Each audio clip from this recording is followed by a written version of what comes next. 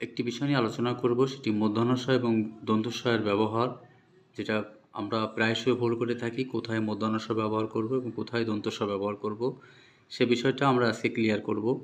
সেটি হচ্ছে, যদি কোনো বর্ণের বা শব্দের উচ্চারণ রস্বই বা রস্যু এর মতো হয়, তাহলে মূর্ধন্য ষ হবে।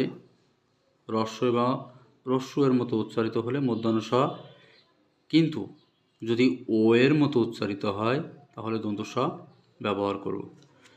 আমরা এখানে একটু দেখি, আবিষ্কার, আবিষ্কারে মূর্ধন্য ষ ব্যবহার আসছে। আবিষ্কার অর্থাৎ রস্য এর মতো কিন্তু উচ্চারণ আসছে এখানে, আবিষ্কার। তাহলে এই ক্ষেত্রে রস্য এর মতো হলে মূর্ধন্য ষ। পরিষ্কার, তাহলে এখানে ইস্কারে রস্য, এখানেও রস্য আসছে, তাহলে আমরা মূর্ধন্য ষ ব্যবহার করব এই অনুযায়ী।